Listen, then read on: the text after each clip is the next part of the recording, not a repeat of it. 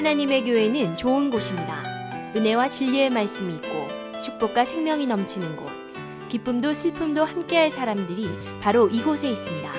가까운 교회에 나가셔서 예수님을 만나보세요. 인생이 달라집니다. 꿈과 소망이 있는 밴쿠버 중앙 장로교회.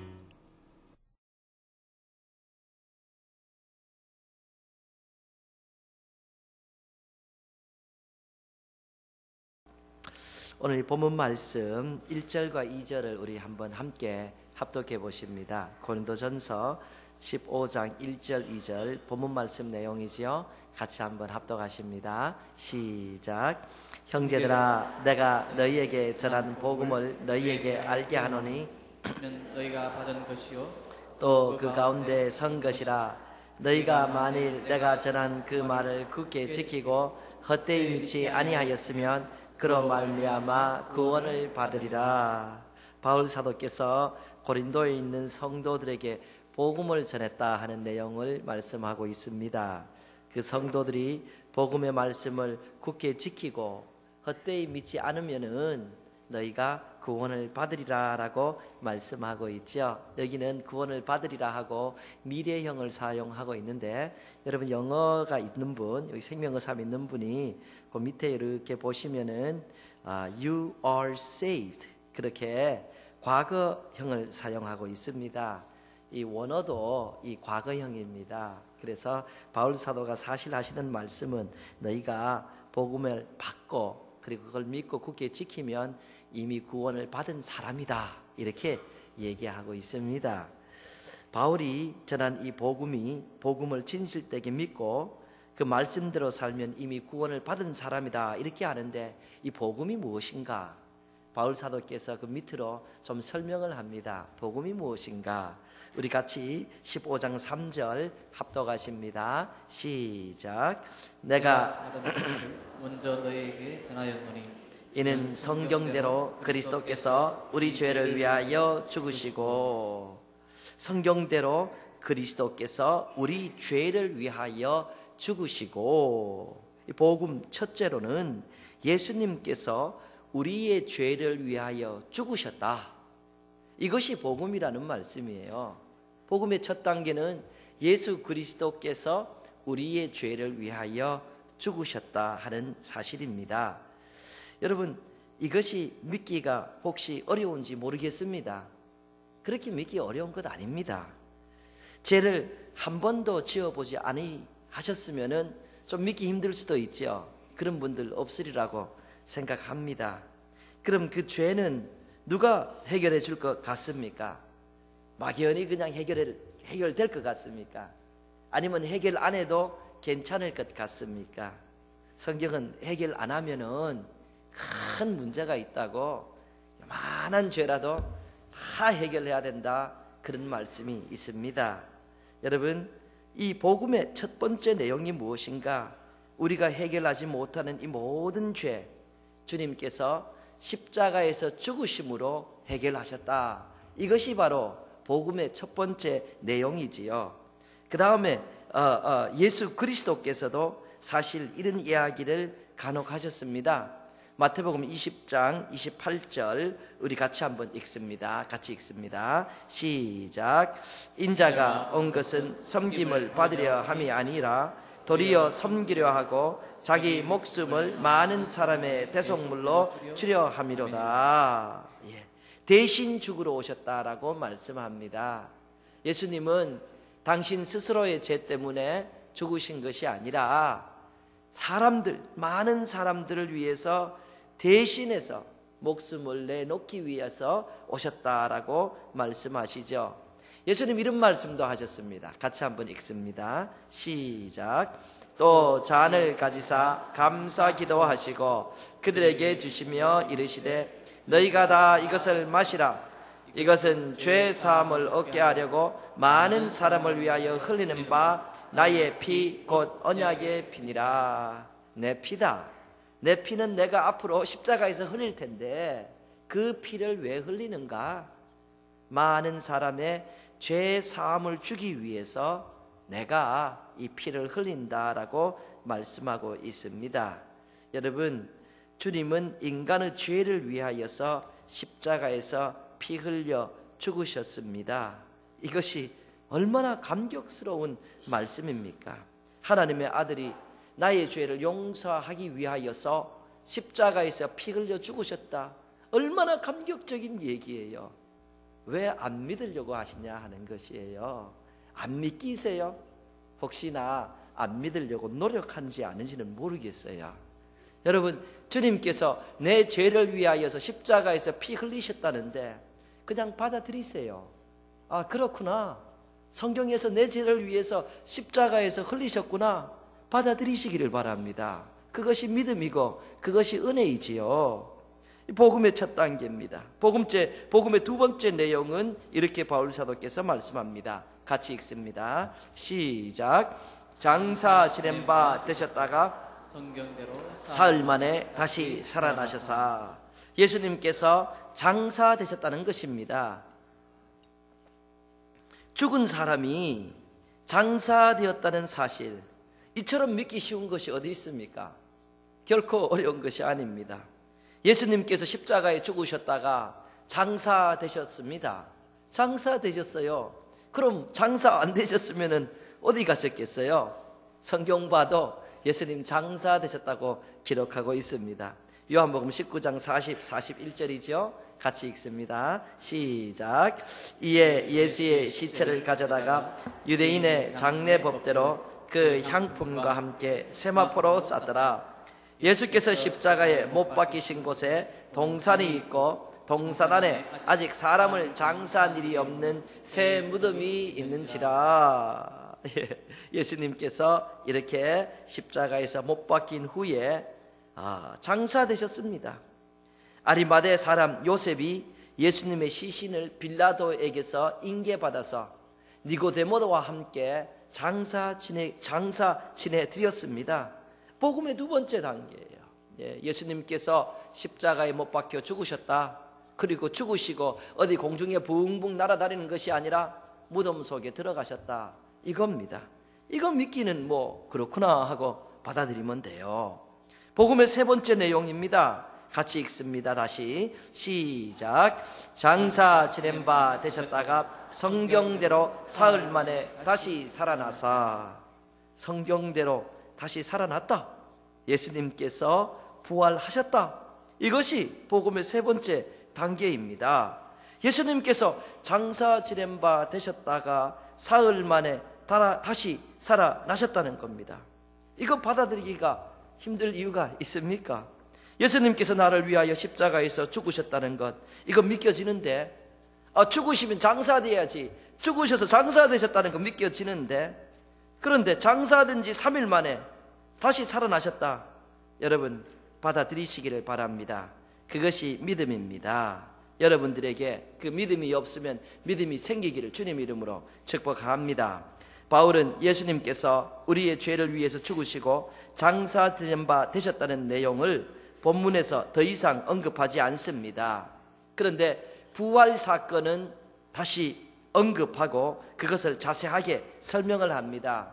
아마도 당시 사람들도 예수님께서 내 죄를 위해서 십자가에 죽으셨다, 또 장사되었다, 여기까지는 별 문제가 없었던 것 같습니다. 그런데 어떤 사람은 그런데 사람이 살아나? 부활해? 여기에서 문제가 있었던 것 같습니다. 그러니까 바울 사도께서 다른 것은 그냥 말씀 한마디 하시고 넘어가시는데 부활 얘기는 조금 더 이 증거를 대어 주십니다.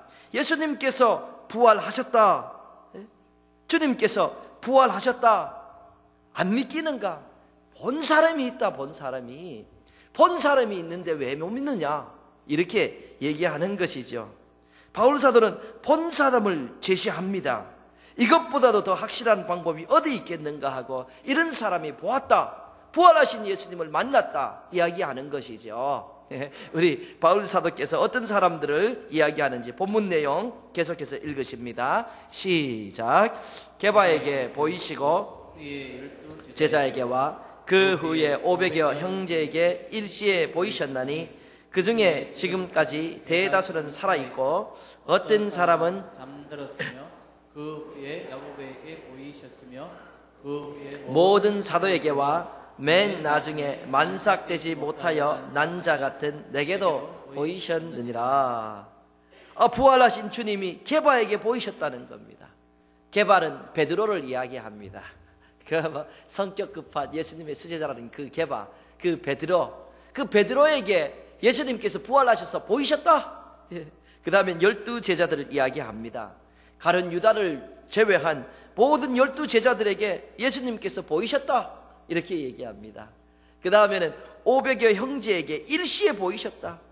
500의 형제가 일시에 부활하신 예수님을 만났다. 그리고 더 놀라운 사실은 그렇게 예수님께서 부활하신 걸 본 그 500의 형제 중에 대다수는 아직 살아있다. 그러니까 확인하고 싶으면 가서 전화 한 통 해라, 이렇게 합니다. 그때는 전화가 없었으니까 알아서 하면 됩니다. 전화 한 통 해라. 예수님 부활하신 거 본 사람이 이렇게 많다 얘기하는 것이죠. 그 다음에 야고보가 보았다는 겁니다. 야고보도 보았다. 그리고 모든 사도에게 보이셨다라고 합니다. 이것은 12사도를 포함한 사도의 권위를 가진 모든 사람에게 부활하신 예수님께서 보이셨다는 거예요. 그리고 마지막으로 바울 사도께서 하시는 말씀이 나도 보았다. 이 편지를 쓰는 나도 부활하신 예수님을 보았다, 이렇게 얘기합니다. 이렇게 많은 사람들이 부활하신 예수님을 보았다는 것이지요. 그래서 믿지 않을 수가 없다는 것입니다.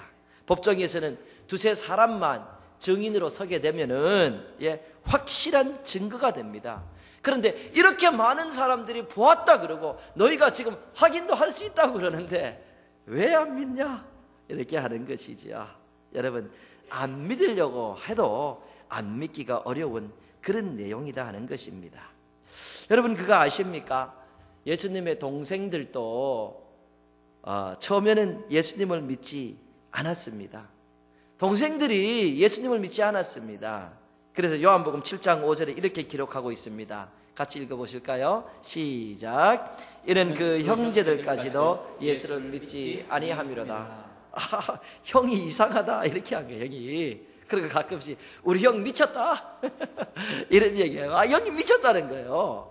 예수님께서 병자 고치고 다니시니까 우리 형 이상하다, 이런 식으로 그 형제들까지도 예수님을 믿지 않았습니다. 그래서 사실 가족 전도하는 것이 어려운 것 같습니다. 내 가족도 전도 못했는데 내가 누구를 어떻게 전도해, 이런 생각하시는 분이 간혹가다 계신데 예수님도 못하셨으니까 실망하지 마시고요, 계속 기도하시기 바랍니다. 예수님의 동생들이 그렇게 믿지 못했어요. 그런데요, 나중에 믿게 됩니다. 이 사도행전 15장 13절에 이런 기록이 있어요. 우리 같이 한번 읽어보십니다. 시작. 말을 마침에 야고보가 대답하여 이르되 형제들아, 내 말을 들으라. 여기에 이렇게 나오는 야고보는 예수님의 동생 야고보를 말하는 것입니다. 그가 예루살렘 교회의 지도자가 되어서 예루살렘 교회에 모인 모든 사람들 앞에 일어서서 형제들아, 내 말을 들으라, 이렇게 이야기하는 것입니다. 한때 예수님을 믿지 않은 그 동생이 또 예수님이 미쳤다고 할 정도로 그 불신했던 그 동생이 바뀌었습니다. 언젠가 바뀌어서 예수님을 주님으로 영접하고 그리고 교회의 지도자가 되었습니다. 이것이 어떻게 이렇게 되었을까? 여러분, 우리는 베드로가 바뀐 것도 잘 압니다. 그는 예수님께서 잡혀가시던 날 밤에 주님을 3번이나 부인하였습니다. 주님처럼 붙들려 고난당하고 죽는 것이 너무도 겁이 났습니다. 그래서 그는 주님을 모른다고 부인하였던 것입니다. 그런데 그가 바뀝니다. 확실하게 바뀌고 그의 행적을 추적하다 보면은 그는 복음을 전파하다가 나중에 십자가를 집니다. 거꾸로 십자가 못 박혀서 세상을 떠나게 되는 것이지요. 이 사람이 왜 이렇게 바뀌었을까? 고난을 두려워하고 죽는 것을 두려워하는 사람이 고난과 죽음을 두려워하지 않고 복음 전하다가 그리고 거꾸로 십자가에 못 박혀 죽습니다. 바뀐 거예요. 왜 바뀌었을까? 베드로만 바뀐 것이 아니죠. 예수님의 제자들은 다 바뀌었습니다. 그들은 예수님께서 십자가 지실 때에 다 도망갔는데 말씀드렸듯이 그 행적을 쫓다 보면은 하나같이 엄청난 고난을 받다가 복음 전하는 일을 통해서 엄청난 고난을 받다가 그렇게 세상을 떠납니다.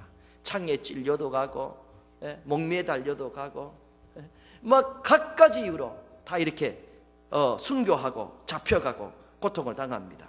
바뀐 거예요. 오늘 본문을 기록한 바울도 바뀐 것입니다. 이 바울이 처음에 어떤 사람이었습니까?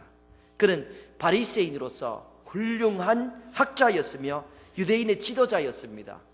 그래서인지 이 예수 믿는 사람들을 너무도 많이 핍박했던 사람입니다. 잡아다가 감옥에 넣는 그런 사람이었습니다. 그런데 바뀌었습니다. 변했습니다. 그리고 장가도 가지 않고 자기의 명예를 다 버리고 많은 고난 속에서 복음을 전하다가 나중에는 순교합니다. 로마에서 교수형을 당하지요. 왜 이렇게 변했을까요? 무엇이 이 사람들을 이렇게 변화시켰을까요? 그것은 부활하신 주님을 만났기 때문입니다. 부활하신 주님을 만났기 때문에 이분들이 변했습니다. 그들 마음속에 분명히 알게 되었습니다. 사람이 죽으면 그것이 끝이 아니구나. 주님처럼 부활해서 주님을 다시 만나게 된다. 이 영원한 삶이 있구나. 이 땅에서 죽는 것이 아니라 이 땅에서 끝이 나면은 부활하여서 주님 만나고 영원한 세상으로 들어가는구나. 이 사람들이 확실한 믿음이 들어갔다는 것이죠. 그들에게는 부활하신 주님을 만났으므로 그들의 최대의 목표를 하나님께서 주신 사명을 따라 사는 것이다, 이렇게 정하고 살았던 것입니다.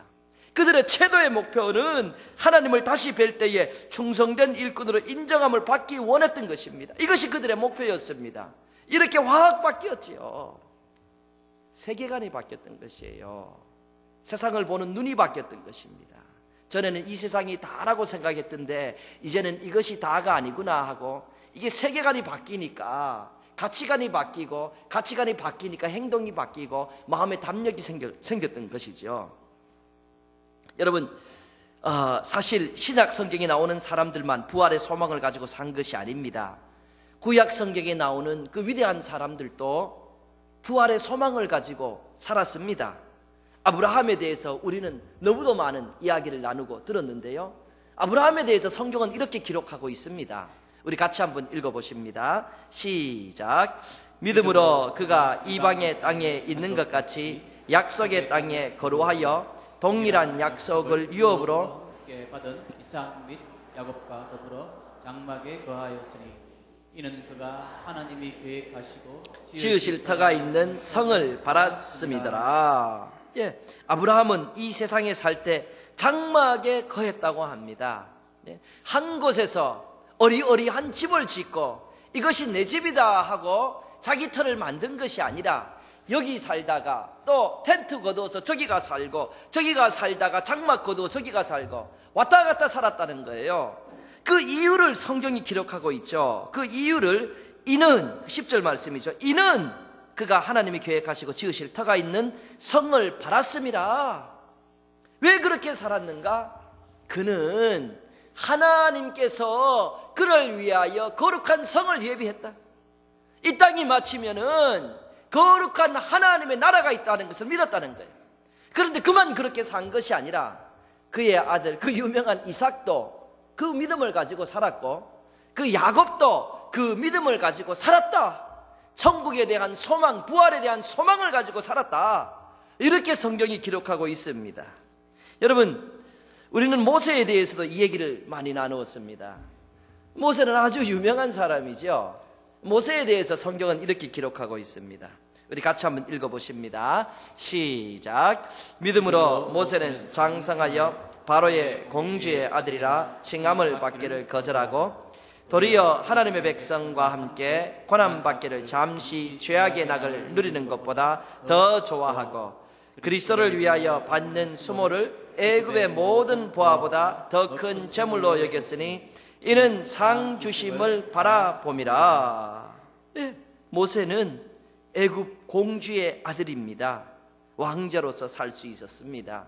그런데 성경은 그가 그 왕자로 살 수 있는, 잠시 누릴 수 있는 낙을 희생하기를 좋아하고 오히려 그리스도를 위하여 받는 수모를 모든 보화와 재물보다도 더 귀중하게 여겼으니 왜 그렇게 했는가? 이는 상 주신님을 바라봄이라. 그는 여기서 가질 수 있는 모든 영화는 잠시지만은 이것 후에 영원한 세상에서 부활하여 생활할 수 있는 그것을 바라보고 그렇게 생활했다, 이렇게 기록하고 있습니다. 구약에서도 신약에서도 하나님을 섬기는 사람들은 이렇게 이 세상이 끝이 아니고 하나님 나라에서 부활하여 영원히 살 것이다 하는 믿음을 가지고 살았습니다. 우리 성도님들, 사실 부활이 없는 세상, 사실 이 세상이 끝이다, 우리가 이렇게 생각한다면은 이거 허무한 세상 아닙니까?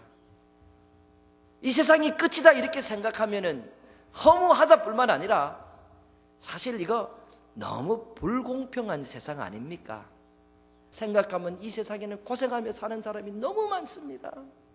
힘들게 태어날 때부터요, 좋은 거 한 번 못 보고 사는 사람 너무너무 많습니다.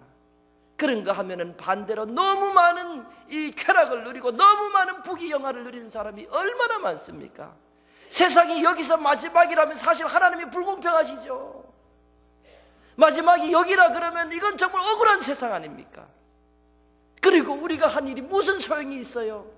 자녀들을 위하여서 우리가 수고하고 애쓰고 일하는데 이 세상 마치고 우리 존재 자체가 사라진다 그러면은 거기에 무슨 의미가 있냐는 말씀이에요.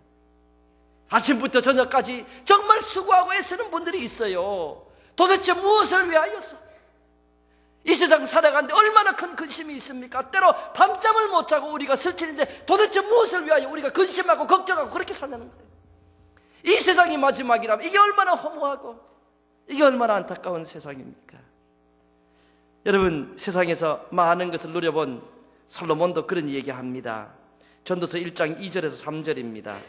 같이 읽어보십시다. 시작. 전도자가 이르되 헛되고 헛되며 헛되고 헛되니 모든 것이 헛되도다. 해 아래에서 수고하는 모든 수고가 사람에게 무엇이 유익한가? 해 아래에서 모든 영화를 누려본 솔로몬의 고백이지요. 모든 걸 누려봐도 하나님이 안 계시다면, 이 세상이 마지막이라면은, 이 세상에서 누리다가 끝이 난다면은 이거 정말 헛된 세상이다. 부활이 없으면 허무한 세상이다. 모든 것을 누려본 솔로몬이 이렇게 얘기하는 것이죠. 어차피 없어지는 세상 무엇을 위하여 이런 근심과 걱정 속에 사냐는 것입니다. 사랑하는 성도님들, 그런데 성경은 인생이 헛되다고 말하지 않습니다. 성경은 인생이 헛되지 않다고 해요. 우리의 삶에는 의미가 있습니다. 이 2000년 전 십자가를 지고 사망하신 예수 그리스도께서 부활하심으로 우리의 인생도 부활하는 인생이라는 것을 증명하셨다는 것이에요. 예. 여러분, 복음이 무엇입니까? 무엇이 복된 소식입니까? 우리의 인생이 허무하다 그러면 복된 소식이 아니지요. 우리의 인생이 허무하지 않다는 것이 이게 복음입니다. 우리의 인생에 의미가 있다는 것이 이게 좋은 소식입니다. 예수 그리스도께서 우리의 죄를 위해서 죽으시고 장사되셨다가 3일 만에 부활하셨다는 것을 믿고 그 예수님을 우리의 삶의 주인으로 마음에 받아들이고 그 예수님의 말씀대로 살겠다고 진실되게 고백하는 사람에게 구원이 있다는, 세상이 허무하게 끝나지 않다는, 다시 기회가 있다는, 이것이 복음이라는 것. 주님을 믿고 의지하면 남녀노소 빈부 귀천 상관하지 않고 모두가 부활의 소망을 가지고 하나님의 자녀로 살아갈 수 있다 하는 것이, 이것이 복음이라는 거예요. 하나님이 세상을 이처럼 사랑하사 독생자를 주셨으니 이는 그를 믿는 자마다 멸망하지 않고 영생을 얻게 하려 하심이라. 이 얼마나 듣기 좋은 얘기입니까? 아니, 이 얼마나 귀중한 사실입니까? 이것이 없으면 무슨 의미로 우리 무엇 때문에 고생하고 근심하고 하루라도 더 사냐는 것이에요. 우리의 인생이 이곳에서 끝이 아니라 우리도 또한 주님처럼 부활할 것이고, 주님께서 우리의 죄를 위하여 죽으시고 장사되었다가 사흘 만에 부활하셨다는 것을 믿고 그분을 우리의 주님으로 진심으로 받아들인다 그러면은 하나님 나라에서 부활하여서 하나님과 영원히 주님처럼 동행하며 살 수 있다. 이것이 복음입니다. 왜 안 받아들이려고 하는지 이해가 안 가요. 받아들이면 되는 거예요. 감사하다 하고 받아들이고 주의 말씀대로 살아가면 되는 것이죠. 여러분, 그러한 사실을 하나님을 섬기는 사람들이 확신하였습니다. 구약에 있는 수많은 선지자들이 그 돌 맞으면서 때로 톱나 아래 몸이 잘리면서도 확신하였습니다. 신약에 있는 많은 사람들이 십자가를 거꾸로 지면서도 확신하였습니다. 인생은 이것이 다가 아니다. 인생은 결코 여기서 마치는 것이 아니다. 하나님께서 우리의 인생을 그렇게 억울하게 창조하지 않으셨다. 하나님은 공의로우시고 공평하신 하나님이 우리의 인생이 어찌 억울하고 허무하게 끝나게 만드셨는가. 이 사람들은 너무나 확신하였기 때문에 그렇게 고생하면서도 감사하며 갔습니다. 여러분, 그거 성경 보시면서 아십니까? 여러분, 제자들의 삶 보면은 참으로 고생들을 많이 했어요. 그런데 자기 연민하는 사람은 한 사람도 찾아볼 수 없습니다. 내가 왜 예수 믿어서 이 고생을 하고 이 어려움을 하고 생활하는가? 내가 왜 인생이 이렇게 꼬인 삶을 살아가야 되는가? 여러분, 자기 연민하는 사람 한 사람도 없습니다. 오히려 감옥에 갇혀서도 내게 능력 주시는 자 안에서 내가 모든 것을 할 수 있느니라. 감옥에서 감옥 바깥에 있는 사람에게 기뻐하라. 내가 다시 말로는 기뻐하라. 주 안에서 기뻐하라. 여러분, 고통 속에서도 고난 속에서도 부활하신 소망의 주님을 아니까 여러분들은 인생을 실패자의 모습으로 자기 연민하면서 좌절된 모습으로 살아가지 않았다는 것이죠. 사랑하는 우리 성도님들, 우리들도 주님의 죽음과 주님의 부활을 믿는 줄로 알고 있습니다. 그래서 여러분들 오늘도 주님께 예배하러 나온 줄로 알고 있습니다. 여러분과 저는 이 세상을 마지막으로 사는 것이 아닙니다. 부활하신 주님을 뵙게 될 것입니다. 우리는 소망이 없는 사람처럼 사는 것이 아닙니다. 나이가 들면은 다시 예수님께서 건강한 몸을 주실 것이라는 믿음을 가지고 살아가는 것입니다. 여러분, 우리는 절망을 가지고 사는 사람이 아니에요. 다시 시작한다는 은혜 속에서 살아가는 것입니다. 그런데 우리는 이렇게 부활하신 주님을 뵙게 될 것이라고 확신하고 살아가는데 우리 스스로에게 이 아침에 질문할 수 있습니다.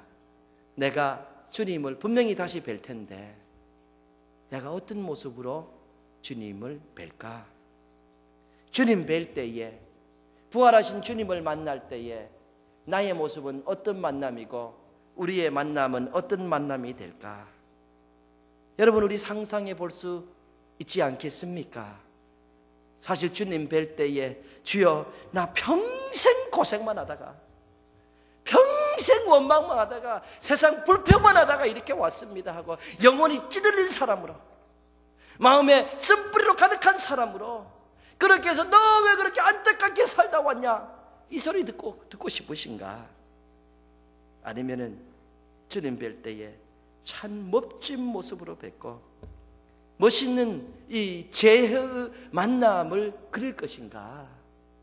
사랑하는 성도님들, 간혹가다 말씀드리지만 세상은 원망과 질투로 살아가는 것 아닙니다. 미워하고 싸우며 살아가는 것 아닙니다. 그저 용서하고 사랑하고 높여주고 품으며 살아가고 그런 아름다운 마음으로 살다가 때가 되면 다 가야 되는데 뭐 잡지 않고 아름다운 만남으로 가는 것이고 아름답고 감사하는 마음으로 주님과 다시 만나는 것입니다. 디모데후서 2장 15절에 이렇게 기록하고 있습니다. 같이 읽습니다. 시작. 너는 진리의 말씀을 옳게 분별하며 부끄러울 것이 없는 일꾼으로 인정된 자로 자신을 하나님 앞에 드리기를 힘쓰라. 부끄러울 것이 없는 일꾼으로 이렇게 힘쓰는 자가 되라. 바울 사도께서 하시는 말씀입니다. 주님 뵐 때에 참 열심히 살았다, 참 최선을 다해서 살았구나, 참 사명 따라 살았구나.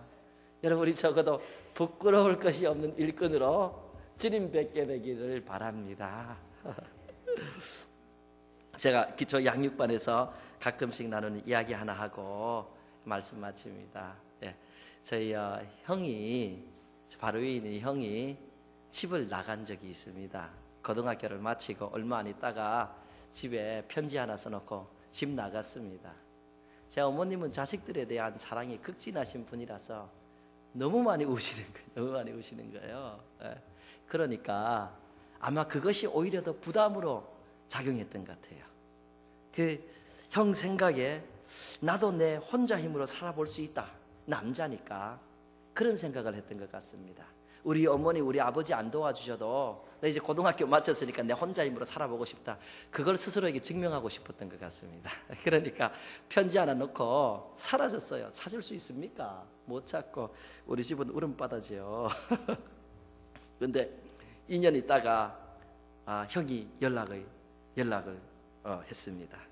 그래서 저희 부모님이 얼마나 좋아하시는지 우리 죽었던 우리 아들 찾았다고 돌아왔다고 보니까 저희는 샌프란시스코 살았는데 남쪽으로 한 8시간 정도 걸리는 LA에서 살았어요. 그래서 저희 아버님하고 저희 어머님하고 내려가셔서 형을 다시 만났는데 형이 그 LA 구경을 다 시켜주시고 그리고 멕시코까지 구경 다 시켜주고 그리고 집으로 돌아왔습니다. 그래서 제가 집에 돌아온 형을 보니까 얼굴이 퉁퉁하고 허옇고 보기가 좋습니다. 예. 우리 집안은 키가 다 작아서 거기서 거긴데 얼굴이라도 허하면 보기 좋은데 그럼 고생하고 얼굴 이러면 정말 보기가 힘들어요. 근데 형이 보기가 좋은 거예요. 제가 형에게 물어봤어요. 형, 집 떠나면 전부 다 그렇게 퉁퉁하고 잘 사는 거냐고. 엄마 아버지 떠나면 잘 살게 되냐고. 농담이고요. 형 고생 안 했냐고 제가 물어봤습니다.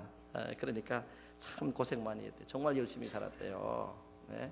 참 일을 많이 하고 열심히 살았는데 그렇게 열심히 살다 보니까 한 1년 반쯤 되니까 자기 마음에 그런 생각이 들더래요.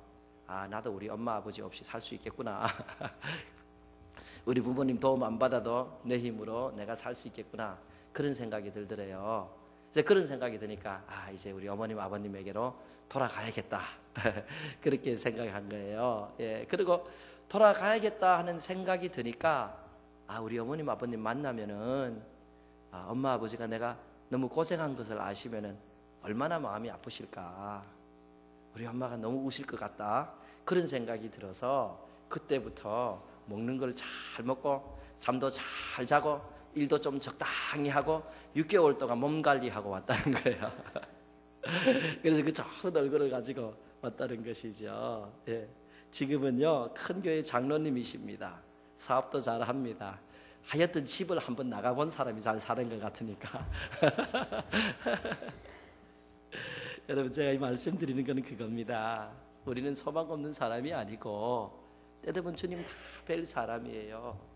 어떤 모습으로 뵐까? 예, 육체적으로 병이 오고 어렵고 휠체어 타고 이건 세상 사는데 이치입니다. 그러나 우리의 영혼은 날로 새로워지느니라. 여러분 윤택한 영혼의 모습, 건강한 영혼의 모습, 주님 보시기에 참 아름다운 모습으로 되어야 되지 않을까. 사랑하는 성도님들, 다시 말씀드리는데 좋은 마음으로 그저 용서할 사람 용서하시고 사랑할 사람 사랑하시고 열심히 사시기 바랍니다. 주님 위해서 영혼 구원을 위하고 그래서 전도도 해보시고 주의 나라와 의를 위해서 억울하게 수고도 좀 해보시고 기도도 열심히 좀 해보시고 헌금도 힘에 바치도록 좀 해보시고 그래서 참으로 주님 보시기에 너 최선 다하고 살아왔구나. 이것이 얼마나 아름다운 삶일까. 영혼이 건강한 삶일까. 우리 밴쿠버 중앙교회 성도님들, 여러분의 영혼이 잘 되고 여러분이 범사가 잘 되고 몸도 건강하시기를 예수 그리스도의 이름으로 축복합니다. 아멘. 하나님의 교회는 좋은 곳입니다. 은혜와 진리의 말씀이 있고 축복과 생명이 넘치는 곳, 기쁨도 슬픔도 함께할 사람들이 바로 이곳에 있습니다. 가까운 교회에 나가셔서 예수님을 만나보세요. 인생이 달라집니다. 꿈과 소망이 있는 밴쿠버 중앙 장로교회